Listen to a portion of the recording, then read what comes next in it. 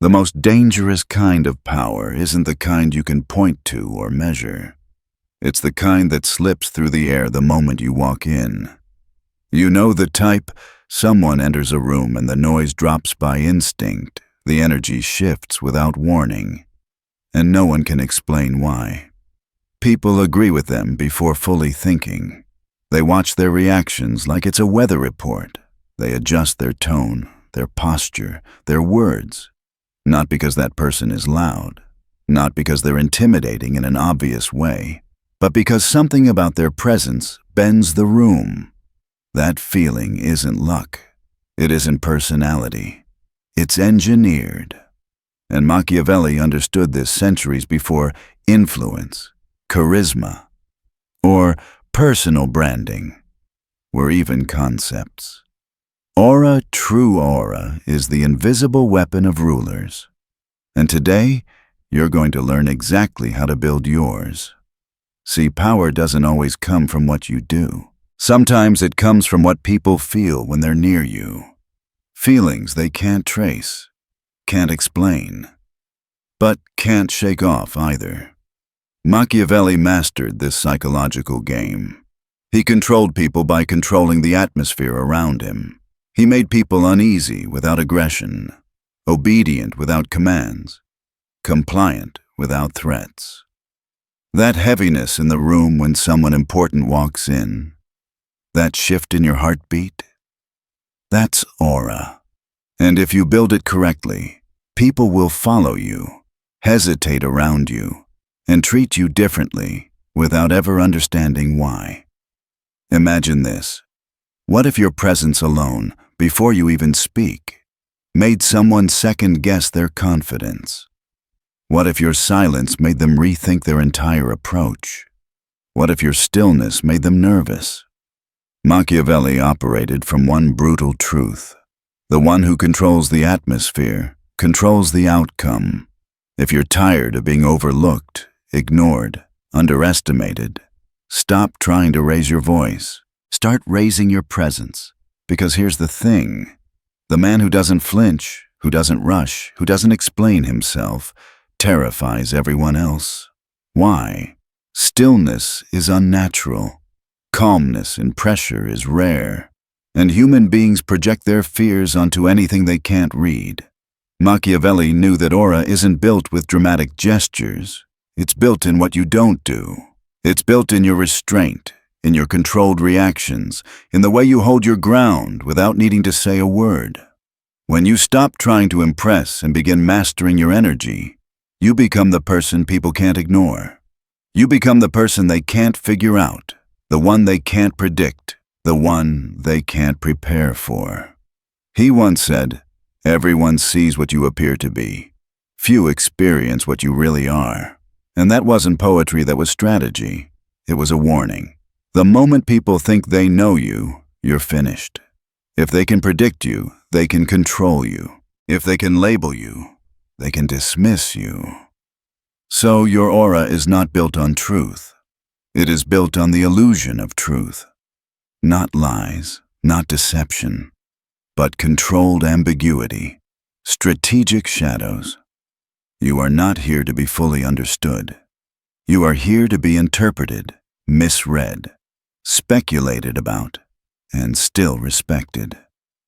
The average man wants to be known, liked, approved of. But that craving for visibility becomes a trap. Visibility is vulnerability. Transparency is liability.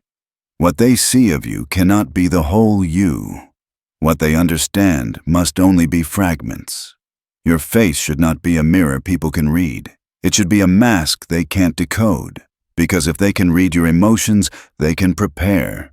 If they can predict your reactions, they can defeat you. This is how kings lose their crowns while pawns rise. Not through power, but through predictability. So, what do? You make yourself unreadable. Mystery is your armor. Clarity is the enemy. You don't owe people explanations. You owe them impact. Speak in fragments. Let your sentences carry double meanings. Say things that sound like they reveal something but reveal nothing.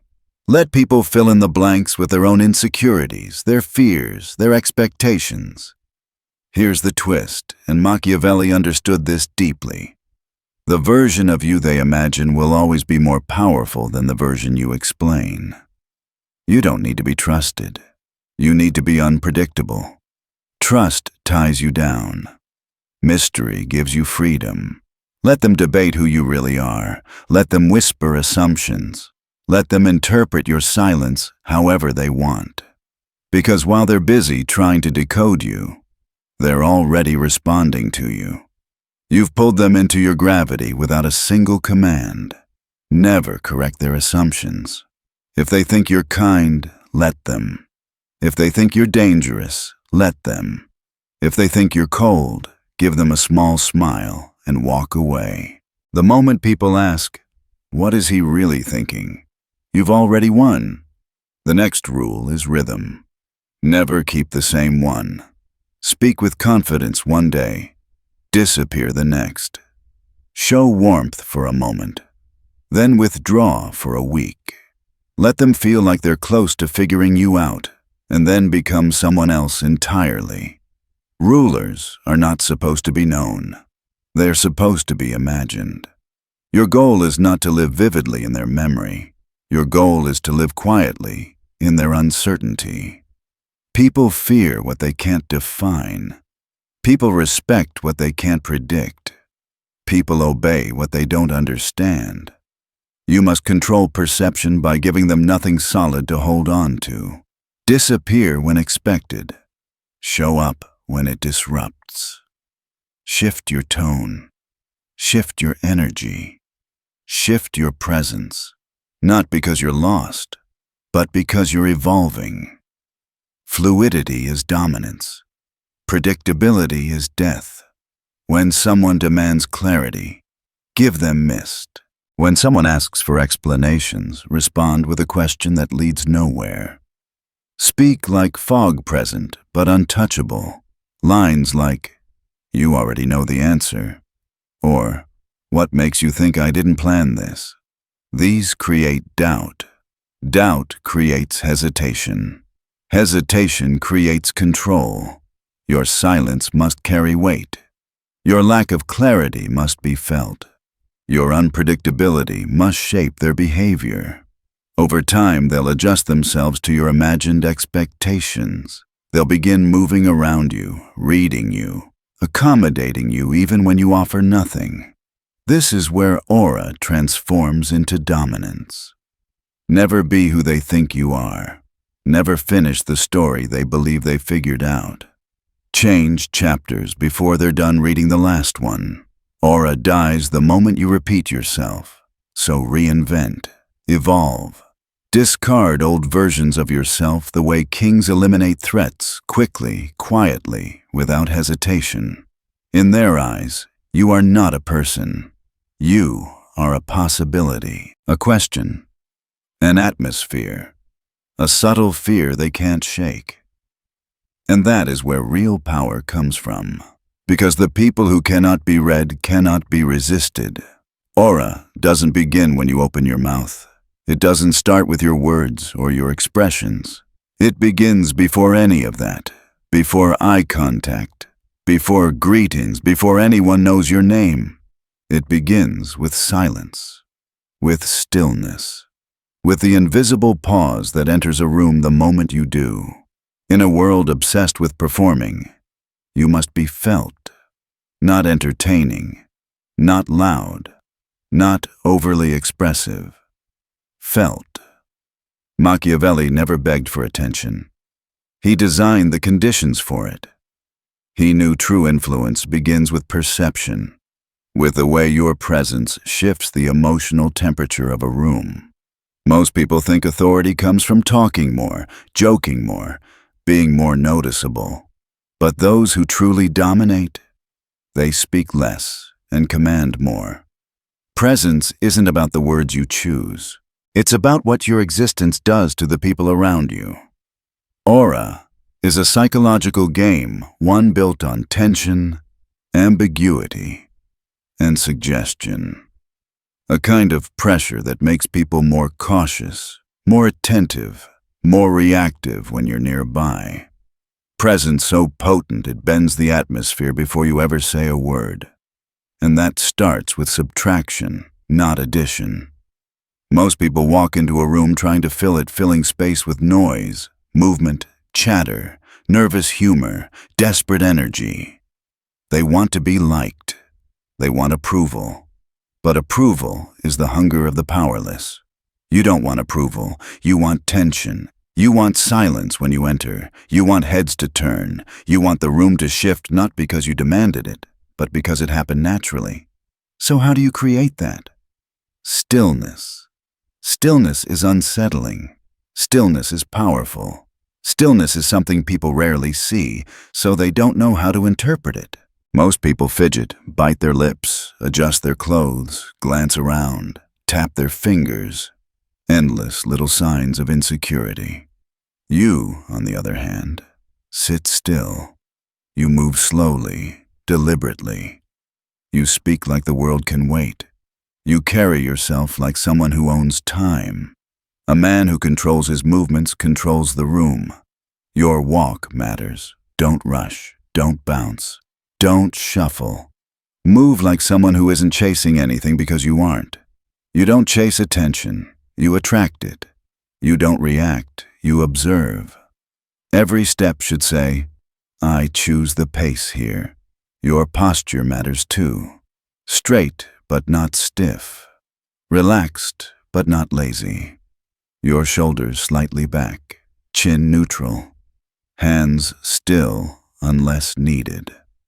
No unnecessary gestures. You are not performing.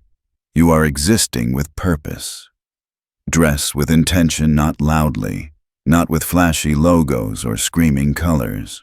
Dress sharp, clean, composed, like someone who doesn't need to prove anything. The loud dress to be seen, the powerful dress to be remembered. And when you speak, do it slowly, calmly. No filler words, no nervous chuckles, no rushing to fill silence. Speak like each word is currency, and you're too wealthy to waste any. When someone asks you something, don't answer instantly. Let the silence breathe. Let anticipation build. That moment before your answer, that's where your aura intensifies. People start wondering, what is he thinking? What is he about to say? That suspense gives your words more impact than volume ever could. And one more rule. Never smile by default. Default smiles signal softness, a desire for connection, a silent plea for acceptance. Your face should rest in calm authority, not angry, not cold, just unreadable. The unreadable are unforgettable. Because when people can't read you, they think about you, they investigate you mentally. They replay what you said, examine what you didn't say, question what you meant. Their imagination becomes your ally. Their uncertainty becomes your influence. When you walk into a room, don't try to merge with their rhythm. Make them adjust to yours. If you chase connection, you lose power. If you hold your ground, they'll seek it. You're not distant. You're intentional. You're not cold. You're composed. You're not antisocial. You're selective. Your presence should spark something primal in them. Not fear exactly, but a kind of cautious curiosity, a sense of respect that borders on anxiety. They shouldn't know whether they want your approval or your protection. They should only know that you matter. But here's the key. Aura isn't something you turn on in moments of pressure. It must be consistent. It must be woven into how you live. Aura is an atmosphere you carry at all times. The weight of who you are when no one is watching. Because it's actually in those private moments, the quiet, unseen hours, where your discipline shapes your presence. Stop trying to be interesting. Start being controlled. Sharpen yourself. Refine your mind. Move with purpose. A Machiavellian presence isn't about being seen everywhere. It's about being remembered everywhere. You don't need to show up constantly. In fact, showing up too often kills the mystique. Power that is easy to access becomes easy to ignore. Machiavelli understood that value is an illusion, and illusions must be crafted, curated, maintained. If you are always around, always available, always eager, you become ordinary. And ordinary is the graveyard of power. Let the desperate broadcast their emotions. Let the weak overshare. Let the attention-hungry chase visibility. You are not one of them. You are rare, and you must carry yourself as rare. Do not rush to reply. Do not show up to everything. Do not make yourself a predictable presence in anyone's life. Predictability breeds comfort. Comfort destroys reverence. If you want to be loved, let people miss you. If you want to be respected, let people feel your absence. When they see you less, they feel you more. When they hear from you less, your words carry more weight. When you withdraw strategically, you become unforgettable. And the best part? You don't withdraw in anger. You withdraw with indifference, with precision, with elegance. Not to punish, but to shape perception. Not to hurt, but to elevate your value. Machiavelli wrote that a ruler should aim to be feared more than loved. But the deeper mastery lies in something far more subtle. Becoming talked about more than you are seen. Becoming the silent topic of conversation. The ghost whose presence is felt even in absence. That is the aura of the rare. They should wonder, where is he? Why doesn't he speak more? Why doesn't he look at me the way others do? These aren't annoyances. They are seeds of psychological obsession. And you must water those seeds carefully. You do it by giving just enough of yourself to spark curiosity, then retreating before they can fully grasp you. A glance, then silence. A thoughtful comment, then distance. A moment of warmth, then the cold edge of disappearance. Not to manipulate for cruelty, but to train them. To help them understand that your attention isn't a cheap commodity. It's not a bowl of candy everyone can grab from. It's a gate guarded, selective, intentional. An entry is something people sense must be earned. Because the moment you become too easy to reach, too easy to predict, too easy to understand, you become too easy to dismiss. Your energy must feel like a limited resource, something precious, something not everyone gets to experience. You are not the festival they can attend whenever they want. You are the velvet rope room, the place only the disciplined, the respectful, the chosen step into. Even in relationships, in business, in friendships, your scarcity determines your status. You cannot be constantly available. You cannot be constantly present. You cannot be constantly explaining yourself. You don't call often. You don't check in constantly. You don't overshare your inner world. You don't justify your silence. Your silence is the message. People crave what they cannot define. People desire what they cannot predict. People chase what disappears before they can hold it. That must be you. Do not confuse this mindset with arrogance. Arrogance shouts to be noticed. Aura withdraws without announcing it. Arrogance demands attention. Aura commands it without effort. Arrogance wants applause.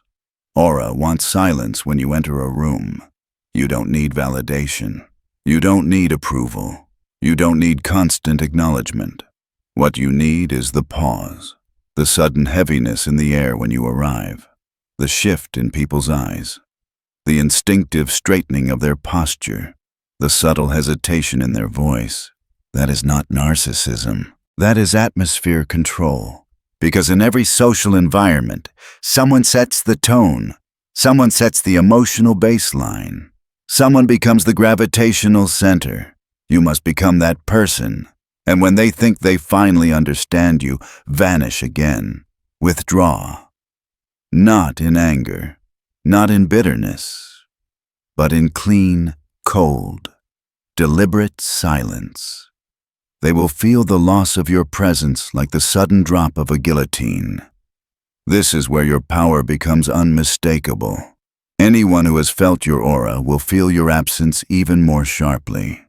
That is the silent authority Machiavelli alluded to again and again. You don't impose rules. You are the rule. Not through threats, but through necessity. Not through dominance, but through undeniable presence. People adjust to your energy the way planets adjust to gravity. They move closer or farther depending on the subtle force you give off. And when they forget your value, you simply disappear. Let them suffocate in the vacuum you leave behind. Let them feel life without your gravitational pull. Let them realize they had adapted to your presence without knowing it. When they come begging for your return, that is when you understand you never had to speak to rule. You ruled the moment their decisions began shifting around your existence. That is Machiavellian aura.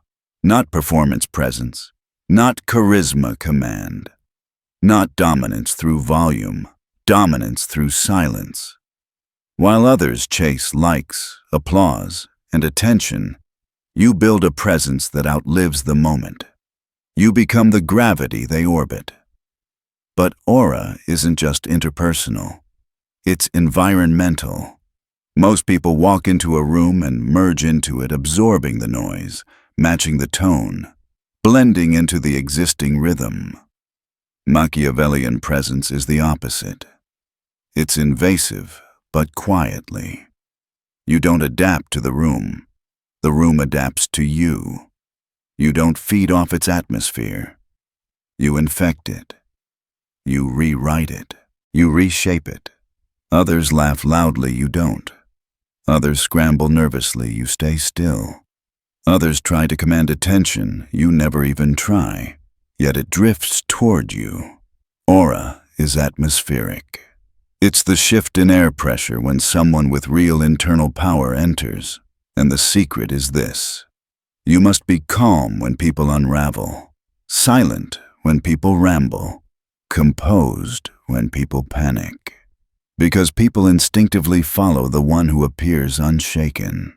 The one who holds emotional control holds the room, even without speaking. This is why stillness is such a powerful weapon. It's unnatural. It's unsettling. When others explode, you remain steady. When others brag, you remain quiet. When others flinch, you don't move. Your silence becomes a canvas for their fears. Your eyes become mirrors for their insecurities. Your posture becomes a quiet reminder of who holds control. They'll start projecting. Is he planning something? Is he judging me? Is he testing me? They build stories to explain your composure. And those stories give you more power than any speech. Never compete for the spotlight. Let everyone else burn themselves out trying to be heard. You remain untouched, unimpressed, unmoved. The sun does not argue with candles. It simply burns brighter without trying.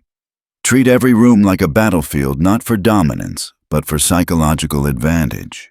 Your voice is not your sword. Your emotions are. Your control is, your calm is. If they're nervous and you're calm, you win. If they're chaotic and you're steady, you win. If they're eager and you're indifferent, you win. Even your body language should be intentional. Sit like someone who has already claimed the conversation. Don't nod too much. Don't lean in too quickly. Don't chase connection. Let them lean toward you. When you scan the room, do it like a ruler studying his court, not seeking approval, but assessing strengths and weaknesses. Speak only when necessary. And when you do, speak like someone who assumes his words will change the mood. Because if your aura is heavy enough, your voice itself becomes command. Even the way you end conversations matters. Never linger. Never drift awkwardly. End with purpose. Walk away like your time is expensive because it is. Stand like someone people wait on, not someone waiting to be noticed. And if someone tries to dominate the room with ego, bragging, or loud humor, don't challenge them directly. Let them expose themselves with their own noise. Let them show their neediness. Then, when the moment is right, say something short, quiet, sharp. A line so clean it slices through the performance. Then fall back into silence. That silence will echo louder than everything they just said. You don't match the energy in the room. You set it. You decide whether the atmosphere feels tense, warm, cold, heavy, or dangerous. This is environmental leadership. Leadership without announcing it. Control without declaring it. They won't know why the air changes when you arrive, but they will feel it. They won't know why they sit straighter, talk slower, choose their words more carefully around you, but they will. He who shapes the atmosphere shapes the decisions made within it. People don't follow logic. They follow mood. They follow tone. They follow whoever feels like they've already won. So you must feel inevitable, unrushed, unbothered, unmoved, unfazed. Not the center of attention, but the center of gravity. When you walk into any space, don't try to shine. Don't try to impress. Don't try to be the loudest or the most charming. That's what everyone else is doing, and that's why everyone else blends together. You aren't here to be another voice in the chaos. You are the force that silently bends the chaos around you. Let people enter your space and immediately feel the difference. Let them feel their own energy begin to shift. Let them adjust themselves to your pace, not the other way around. Your silence should feel intentional. Your stillness should feel deliberate. Your presence should feel like a weight on the atmosphere, subtle yet unmistakable. You are not competing for attention. You are calibrating the room. Because the real Machiavellian aura doesn't scream for obedience. It invites it. It whispers it. It shapes behavior from the shadows. And this is where most people fail. They try to look powerful instead of being powerful. They imitate dominance. They exaggerate their confidence. They perform instead of embodying. But true psychological presence is never theatrical. It is quiet, pure, heavy. It hangs in the air like gravity. You don't need to assert your authority. You need to become the quiet center others naturally orient themselves around. This level of influence begins with internal certainty, unshakable, unbothered, unhurried certainty. The kind that doesn't flinch when challenged. The kind that doesn't rise when provoked. The kind that doesn't crumble when criticized. People don't follow the smartest voice. They follow the steadiest one. The one who remains composed when pressure builds. The one who seems to know something others don't. The one whose emotional state becomes the emotional state of the room. If someone insults you, your lack of response is more lethal than any comeback. If someone tries to make you uncomfortable, your unbroken posture is more dominant than any aggressive reaction. If someone challenges your authority, your calmness becomes the proof of it. When chaos erupts and you stay still, they don't see indifference. They see power. When people panic and you remain composed, they don't see detachment. They see leadership. Human beings are wired to look for stability, and the one who provides it, intentionally or not, becomes the one they follow. Your greatest weapon is emotional control. Your greatest advantage is the appearance of internal certainty. While others fight for status with volume and force, you exert influence with presence alone. And here's the secret. Even when you don't speak, you're still communicating. Your posture says, "I'm not threatened." Your silence says, "I'm choosing my moment." Your eyes say, "I see everything." Your stillness says, "I dictate the pace." People create meaning from your lack of reaction. They fill in the gaps with their own insecurities. They sense power where there may be none because they need that explanation. This is where your aura becomes self-sustaining. You don't need to dominate the conversation, because the room begins treating you like someone who could, if you wanted to. Your rare words become valuable. Your attention becomes currency. Your silence becomes influence. They lean into you. They adjust their tone around you. They measure their words before they speak. Not because you demanded respect, but because you created an atmosphere where anything less feels inappropriate. And as this power grows, you must learn to end conversations with intention. Never linger. Never wait for others to wrap things up. When you are done, you are done. Stand slowly. Nod once. Walk away with precision, like someone whose time matters. Because it does. Powerful people don't drift out of conversations. They exit them. This subtle act alone reshapes how others view you. It tells them you are not there to entertain. You are not there to impress. You are not there to justify yourself. You are there because you chose to be, and you leave for the same reason. Now, when someone attempts to dominate the room with ego or performance, don't challenge them head-on. That's what they want. That gives them validation. Instead, let them overexpose themselves. Let their neediness show. Let their desperation become obvious. Then choose your moment. Say something brief, quiet, precise, unemotional. Something that cuts through the noise like a blade, and then falls silent again. That contrast, your calm steel against their frantic energy, will expose the truth. They need attention. You don't. They perform. You exist. They shout. You settle the air. Silence is your arena. Stillness is your weapon. Composure is your throne. You are not here to win arguments. You are here to redirect the emotional climate of the entire room. And here's something Machiavelli understood better than anyone. People obey atmosphere more than authority.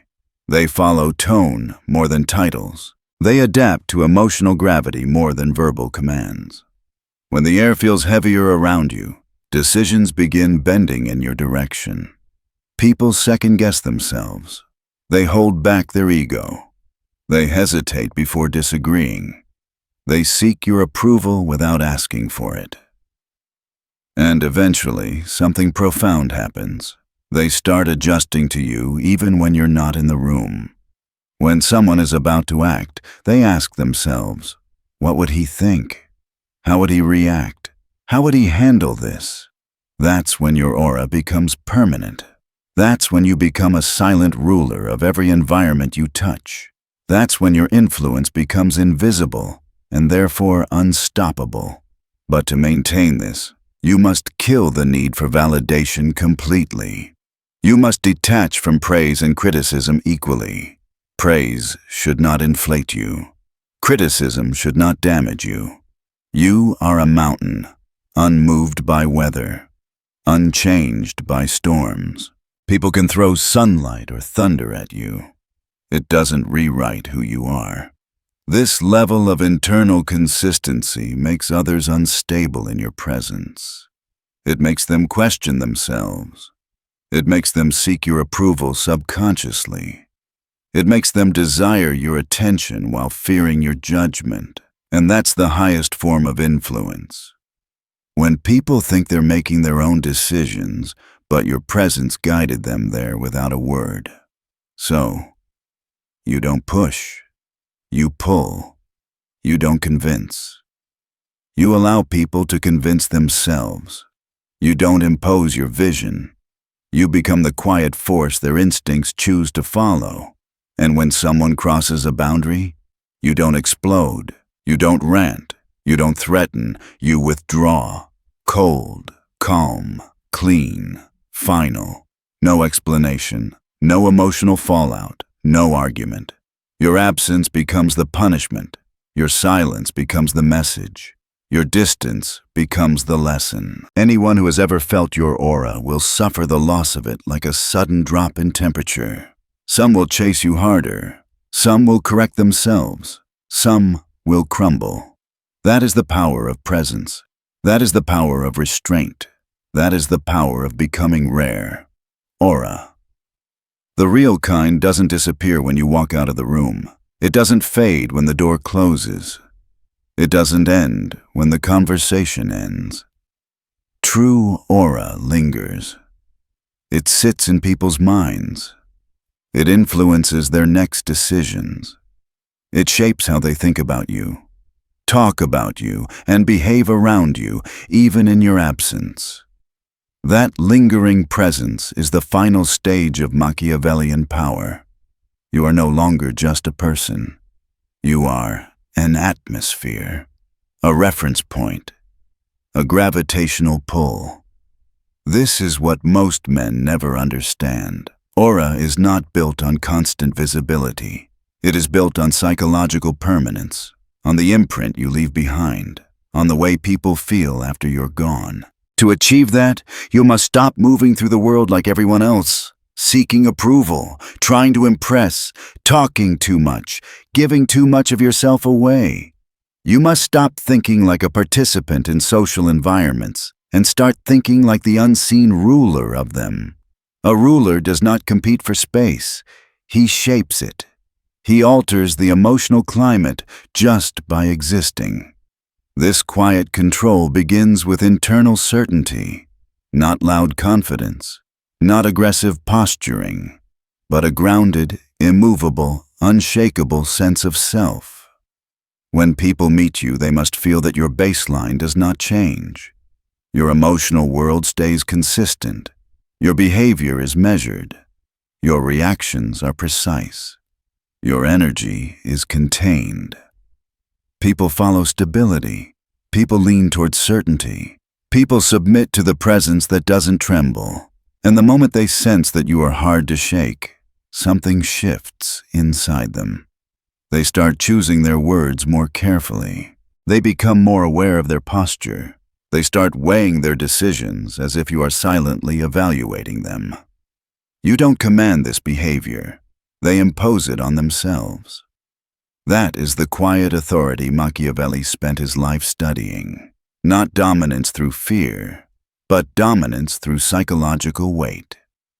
Your gaze must be rare but intentional. Your words must be few but heavy. Your actions must be minimal but decisive. This combination creates a pressure around you people cannot explain. They don't know if you're analyzing them, judging them, or simply observing. But they feel held in place. They feel measured. They feel exposed. And eventually, they begin shaping their behavior to your unspoken expectations. This is the moment you stop influencing people consciously and start influencing them automatically. But to maintain this aura, you must detach from the need to be understood. You must detach from the need to be liked. You must detach from the need to be validated. Validation is the enemy of presence. Approval is the death of influence. Desperation is the poison that kills aura from the inside out. You must rise above praise and criticism equally. Praise cannot inflate you. Criticism cannot weaken you. You must become internally untouchable, calm, controlled, certain. Others react emotionally. You react intentionally. Others chase acceptance. You chase alignment. Others crumble under pressure. You maintain your center. This is when aura stops being something you try to project and becomes the air you live in. You don't force conversations. You don't over-explain your actions. You don't let emotions leak out. You don't reveal your thoughts too quickly. You speak with restraint. You move with purpose. You withdraw with elegance. People sense that you belong to no one, and that's why they want a piece of you. Your presence becomes a privilege. Your attention becomes a reward. Your silence becomes a test. This scarcity elevates your value, and that value becomes undeniable. But aura isn't just about scarcity. It's also about consequence. When someone crosses a boundary, betrays your trust, disrespects your principles, you do not explode. You do not react emotionally. You do not fight for their understanding. You withdraw, coldly, quietly, immediately. Absence becomes your justice. Distance becomes your weapon. Silence becomes your verdict. And the impact of that silence is devastating. Because once someone has gotten used to the psychological weight of your presence, losing it feels like losing oxygen.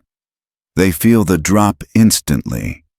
Conversations feel emptier. Interactions feel lighter in a way that bothers them. They feel something missing. That missing is you.